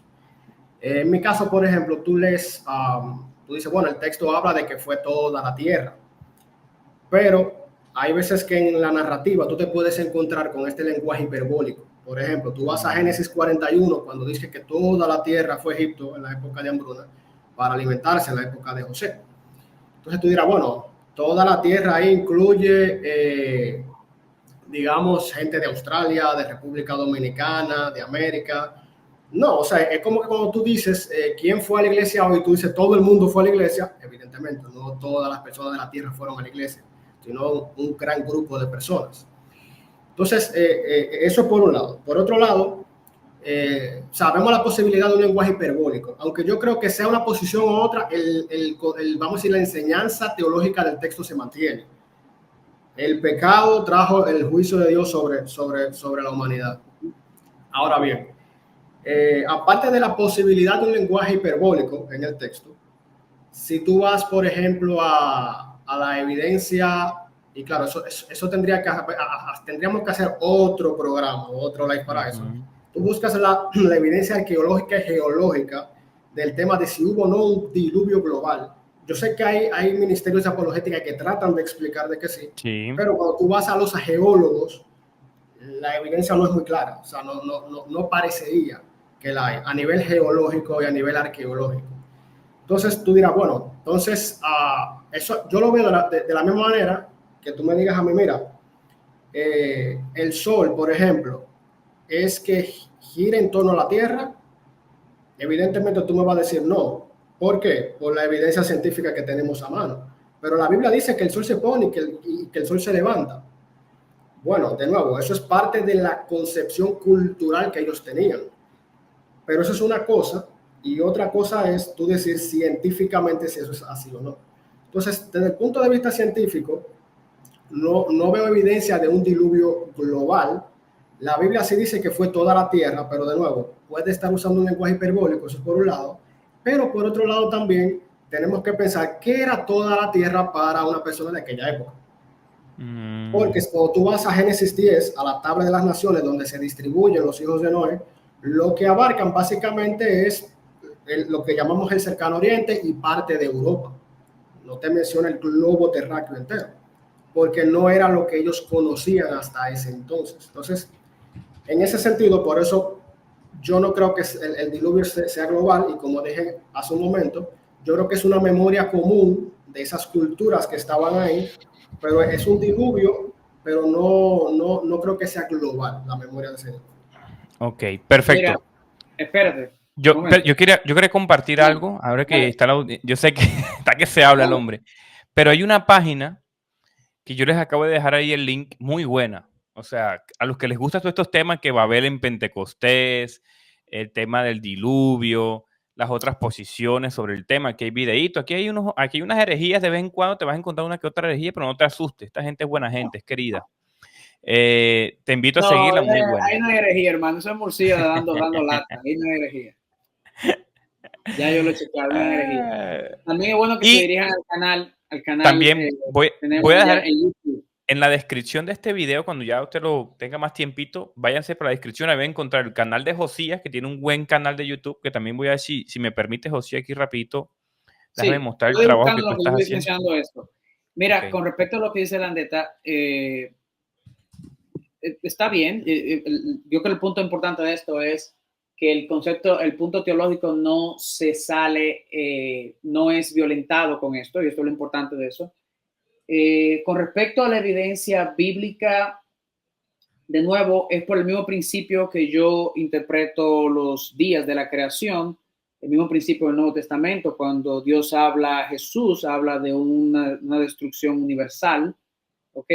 Y usa como referencia el diluvio. Entonces, ahí se avanza un punto con eso también. Pero está bien, eso no hay problema, eso está bien, eso es negociable. Ahora, con respecto a la evidencia científica, yo entiendo que es debatible, porque precisamente el video que quiero presentarle es el video que he visto que mejor argumenta este asunto.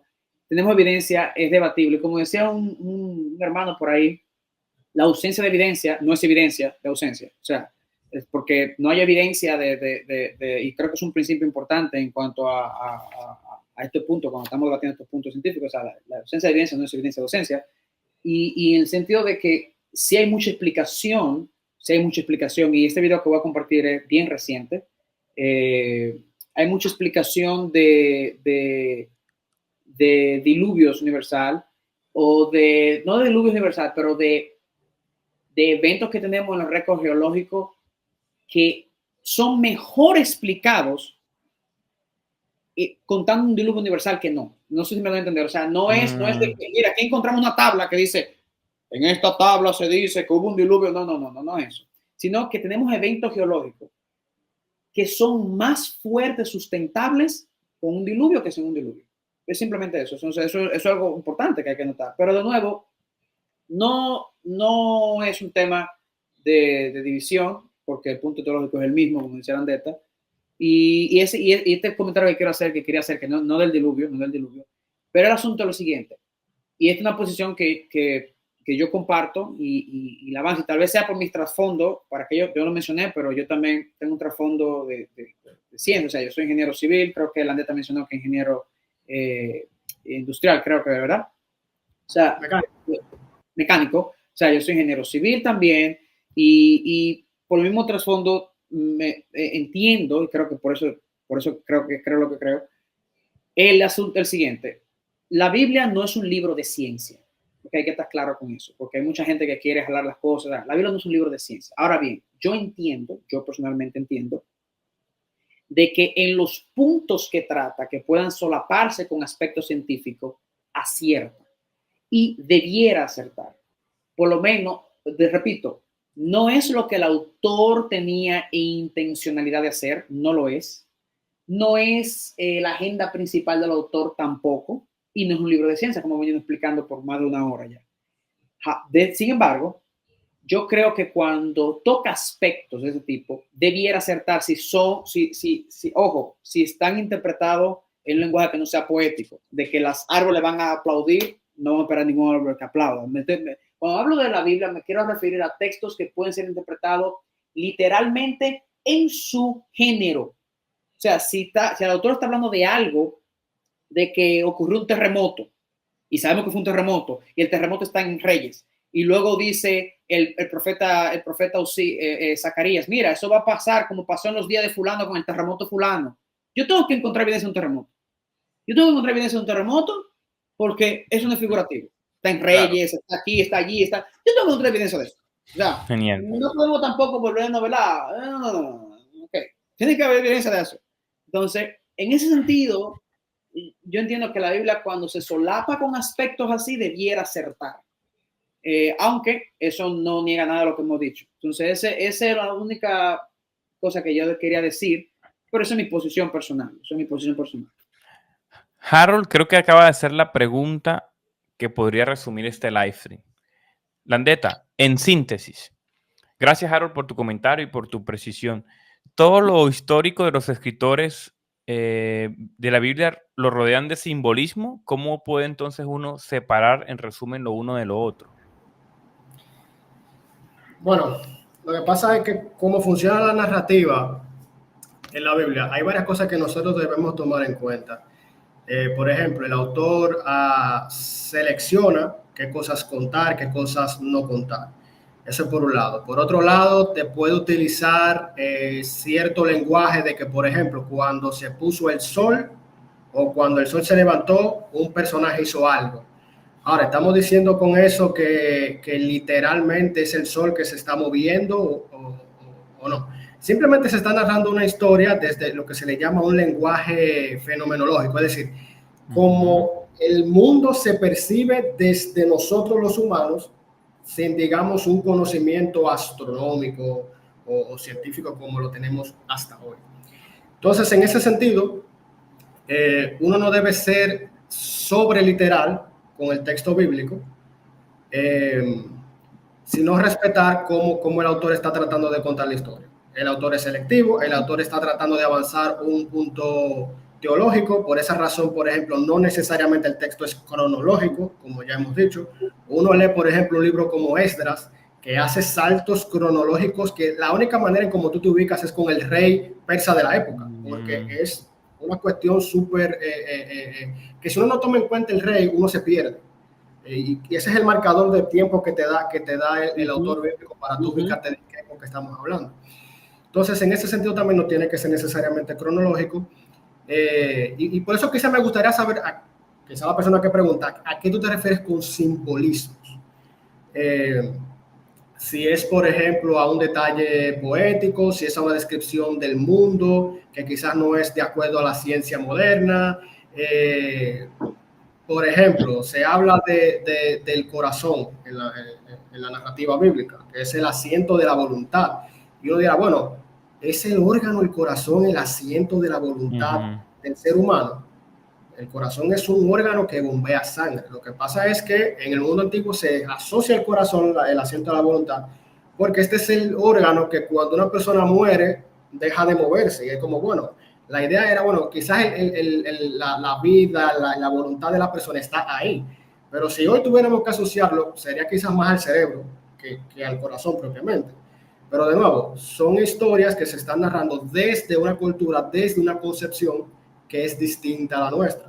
Entonces ahí uno sabe qué cosas, digamos, no va acorde científicamente a lo que nosotros creemos, qué cosas sí, pero de nuevo lo que hay que tomar en cuenta es cuál es el punto teológico, es decir, por qué el autor está narrando esto y no me está diciendo otra cosa, y por qué el autor está organizando los eventos de la manera en que lo hace. Excelente. Ok. ¿Puedo responder esa pregunta también yo? Sí, sí. Para cerrar, porque tengo que cerrar, sí. ya mi esposa me está esperando. A mí también ya me están haciendo aquí ojitos. Sí, ok, a mí también. Entonces, oigan algo. Ok. Es buen punto, buena pregunta la de Harold ahí. Yo voy a decir dos cosas para resumirlo lo más simple posible. Cuando tú lees el periódico, Harold, o cualquier gente, o cuando lees un WhatsApp, o cuando tú lees un cuento de Narnia, ¿cómo tú sabes cuál es literal y cuál no? Es el mismo criterio literario que tenemos que usar. Porque literatura, ¿a qué yo me refiero con eso? Es a lo siguiente. Cuando yo leo un periódico, yo sé de dónde viene. Lo que pasa es que tenemos una información que ya la damos por sentado. El periódico se imprimió allí, se dijo lo que se dijo ayer, etcétera. Es un periódico. Cuando yo leo un cuento, yo sé que yo compro un cuento. Y cuando yo leo, no sé, un WhatsApp, yo sé que me lo está escribiendo fulano. O sea, yo tengo, ¿qué estoy diciendo con eso? Yo tengo que tener la información del autor, quién que me está escribiendo. Eso es el primero. Yo tengo que tener información del libro. Y yo creo que cuando tú estás leyendo Génesis, y leíste los días, etcétera, y leíste y comienzas a leer cosas, por ejemplo, comienzas a leer, no sé, me viene a la mente que las palmas van a aplaudir, o tú sabes muy bien que ya tú estás en un lenguaje poético. Cuando tú comienzas a ver también lo que pasa es que eso se ve mejor en el hebreo. Ese es el problema. Ese es el lío. El problema es cuando yo estoy leyendo mi Biblia, yo solamente la leo en hebreo, en el idioma original. Entonces, cuando yo estoy leyendo mi Biblia, tú sabes cuando ya entra un lenguaje poético, hay muchas cosas que... Por la gramática, ¿no? Hay una poesía hebrea que te lo indica, hay una cosa que llamamos aliteración hebrea, hay una cosa que, hay un sinnúmero de elementos que te lo indica. Y nuestras traducciones, para aquellos que no puedan tener ese acceso, te lo enmarcan, te lo ponen en cursiva, te lo ponen etcétera. Entonces, cuando tú entras a esas porciones de la Biblia, entra con una mentalidad de que, bueno, esto es verdad, pero es expresada de una forma poética. Yo tengo que tomarla como tal. Entonces, así que tú debes diferenciarlo. Y por último, un consejo práctico. Yo creo que algo que deben tener todo cristiano, escúchenme bien, todo cristiano, pastor, no pastor, laico, lo que sea, cualquier gente que tenga el texto bíblico de forma seria, debe tener lo siguiente, debe tener una Biblia, ok, una Biblia, pero debe tener un comentario de trasfondo cultural. Excelente, ahí iba a decir. Mira, tú con esas dos cosas lo tienes todo. Si tú tienes, claro, si no tienes los idiomas originales, ten tantas traducciones como sea posible. Tenlas todas, no hay problema. Yo recomiendo que las tengas todas, ¿ok? Pero tiene que tener un comentario cultural. Eso es importante, esa palabra. No un comentario teológico, un comentario devocional, no. Cultural. ¿Por qué? Porque la única información que la Biblia tal vez no te va a dar, porque la Biblia va a asumir que tú te la sabes. La Biblia no te va a decir, ¿por qué Boaz le dio el zapato a fulano? Yo no entiendo eso. ¿Qué es eso? La Biblia no te va a explicar porque la Biblia dice, bueno, tú lo sabes, tú eres de aquí, dice la Biblia, ¿verdad? El autor. No. Entonces, el comentario cultural, cuando tú lo lees, tú dices, mira, vamos a poner más simple, quiero ponerlo bien simple. Ay, voy a hacer mi devocional hoy. Ok, voy a traer mi Biblia, mi cafecito y mi comentario cultural. Abro mi comentario cultural, yo voy a estudiar el libro de Isaías. Abro mi libro de Isaías y mi comentario cultural. Me toca el capítulo 5. Yo sí, leo el comentario cultural. El comentario cultural no te va a decir que tú tienes que entender el capítulo 5. Te va a decir cuáles cosas hay ahí que se relatan en la antigüedad. Tú leyendo Génesis 11, tú vas a ver, ahí hay un asunto de Atrahasis, tú vas a leer todo eso. Entonces, con eso en mente, tú vas y lees la Biblia y tú tratas de interpretarla como ellos lo hubieran oído, como ellos lo hubieran leído. Ese es mi comentario técnico que todo creyente debe hacer. Y así tú no te vas a perder. Justamente, ¿sabes, Josías? Gracias, porque justamente ahí casi no se ve. Déjame ampliar ahí. ¿Cuál es ese? Mira, lo que pasa es que pensando en español para la audiencia que tenemos, claro, una Biblia de estudio cultural es esta Biblia arqueológica que tiene muy buenas notas en español de asuntos culturales e históricos que es bueno tener en cuenta cuando estudiamos el texto bíblico. Y está en español, por eso se la puse aquí. Excelente. Y la que tiene Murcia, yo la recomiendo 100% porque la produjo precisamente la organización donde yo trabajo y lo conozco. Son académicos serios. Eso que está ahí, Murcia puede dar testimonio mejor que yo. Muy bueno, muy bueno. Sí, entonces, ¿cómo yo no quería... Tú lees tu Biblia así, tienes que leerla así que se lee la Biblia. No yo también quiero hacer unas recomendaciones finales. No con pan diario, perdón, no con pan diario que se lee la Biblia, es con un comentario cultural. Así es. Yo quería como unas recomendaciones, miren. Este en vivo intencionalmente lo hice porque cuando hice la encuesta, es que les voy a mostrar la encuesta, porque es que la encuesta, según lo que hablamos hoy, no, espérese, primo, espérese, ya se va, espérese. Ahora se pone a hablar ahí media hora por punto y nos ha abandonado ahora. Un sermón, un podcast. Sea serio. Miren la encuesta, ¿se está viendo? Sí. Dice, ¿es Génesis del 1 al 11 literal o simbólico? A mí me faltó una tercera opción, pero el 59%, más de 766 personas piensan que es literal. 348 simbólicas y el 186 personas ni idea de lo que estamos nosotros hablando. O sea, como nosotros podemos ver acá, amigos, hay que entender, insisto, el asunto, yo creo que hay cosas claves, el asunto del tipo de literatura que nosotros estamos leyendo por libro. La Biblia se inspiró libro por libro. Cada autor tenía un compromiso, tenía una agenda, tenía un propósito, sobre todo estamos hablando del Antiguo Testamento, el Nuevo Testamento igual. Pero yo creo que cuando uno va a estudiar su Biblia de manera devocional, uno tiene que estar pendiente de las verdades de Dios y de los atributos de Dios. Cuando yo me voy a tomar un cafecito y a leer un devocional, yo no estoy pendiente de la exégesis, la gramática, el contexto. Yo quiero que Dios me hable una verdad en mi vida sobre su carácter y que me guíe a través de su palabra. Pero cuando yo voy a estudiar la palabra de Dios, yo últimamente me he acostumbrado a hacer mi exégesis lo más sencillo posible, sobre todo en el Nuevo Testamento, pero cuando voy al Nuevo Testamento, lo que aconsejan grandes eruditos, por ejemplo, estos dos grandotes de acá, de Gordon Fee y Stuart Douglas, estos tipos dicen, hey, temas como los profetas, el Antiguo Testamento, eso hay que leerlo con un maestro al lado, con un erudito. Por eso hay que tener un buen comentario erudito de cada uno de los profetas. Imagínate sentarte a leer Isaías en una sola sentada. Una imposibilidad, no vas a entender nada, pero cuando tú entiendes el contexto político, económico, global, geopolítico ahí, tú vas comprendiendo un poco mejor. Y esto es un arte y una ciencia. Arte porque con la práctica te haces un maestro, y una ciencia porque necesitas técnica, necesitas instruirte con alguien que te instruya. Para eso la Biblia estableció apóstoles, maestros y profetas. Entonces quería hacer esa conclusión. Terminamos contigo, Landeta. Ahora sí. Sí, básicamente y algo que voy a compartir. Simplemente quería decir algo ya para finalizar. Y es que, como alguien dijo ahí, qué bueno que la mayoría lo interpreta literal. Y aquí le hablo a Latinoamérica. Y es que nosotros tenemos la tendencia de pensar que entre más literal es la interpretación, mejor. Y la verdad es que la Biblia tenemos que interpretarla de acuerdo a la forma o género literario que estábamos leyendo. Por esa razón, cuando tú estudias, por ejemplo, un libro de interpretación bíblica como el de Fee y Stuart, que mencionó Jonathan, ellos lo que hacen es que en cada capítulo te explican cómo funciona cada género literario, qué cosas se espera de cada uno. Yo no espero lo mismo de una narrativa histórica de, por ejemplo, a de un texto apocalíptico. No debería esperar lo mismo. Por esa razón, tenemos que tener cuidado de no ser, no ver como la literalidad como... Literalistas, muy bueno. Exactamente, no debemos ser literalistas, de ver que todo tiene que ser literal, y porque esa es la mejor interpretación. No, la mejor interpretación es la que va acorde al género literario que estás leyendo. Que como ha explicado Josías varias veces, tú, por ejemplo, cuando te sientas a leer un correo electrónico, un WhatsApp, tú no lo lees igual. Cuando tú lees una noticia, no lo lees igual.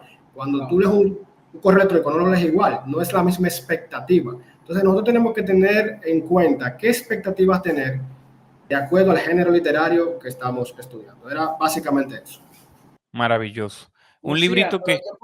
Yo puedo hacer mi devocional con un comentario cultural, porque ese es el punto. El comentario cultural no te hace un exégesis. No, el comentario cultural te dice, mira, en esa época se entregaba el zapato porque así se cerraba un acuerdo, un contrato. Y ya te da esa información. Entonces tú con esa información, eso no te caga el cerebro. Yo puedo hacer mi devocional y orar y cantar un himno con una guitarra con mi comentario cultural ahí al lado. Yo puedo hacer eso, yo lo he hecho. Okay. O sea, para mí estudiar la Biblia y hacer un devocional es la misma cosa.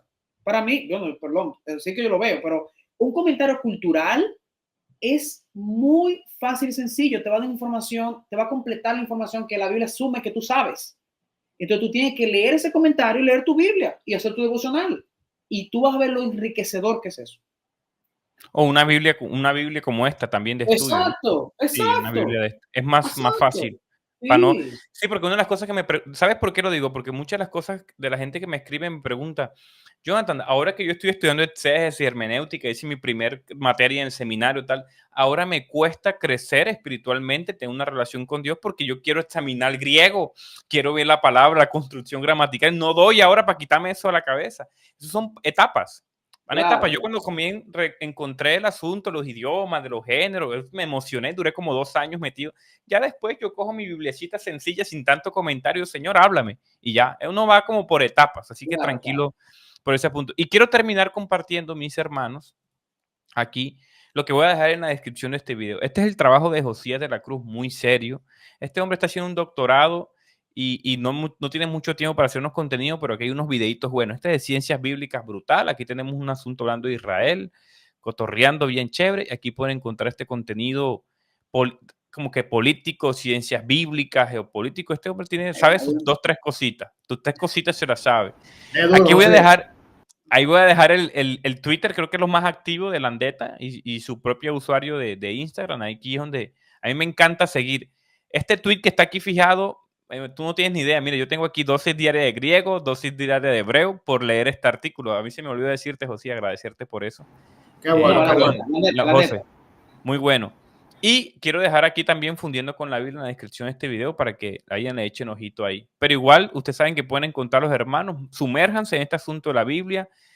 Qué mejor que sumergirse con la palabra del Señor, tener recursos y seguir hermanos que nos están aclarando estos puntos. Muchachos, gracias por su tiempo, de verdad, lo valoro mucho. Gracias por tomarse el tiempo acá.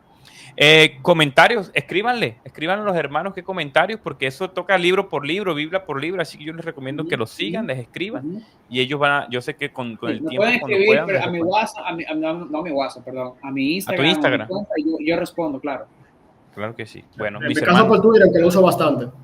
Exacto, sí. Excelente. Gracias a todos por estar conectados. Qué bonito, somos un cuerpo. Cuando tú pones las páginas, veo el enfoque, ¿verdad? Landeta se enfoca en un tema específico, yo en otro. O sea, es un cuerpo, eso es hermoso. O sea, ver cómo se va formando eso en Latinoamérica, para mí me emociona, me gusta.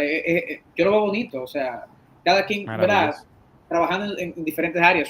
Diferentes disciplinas. Claro que sí. Amén. Mi trabajo es difundir, comunicar todo esto y sacar a la luz todo esto. Así que, gracias, mis hermanos. Tú tenemos un tema pendiente. Tú y yo tenemos un tema pendiente. Ellos tenemos un tema pendiente. Usted que es del Donald Trump, yo ya lo tengo pichado. No, arrepiéntase. Muchachos, nos vemos. Les mando un abrazo.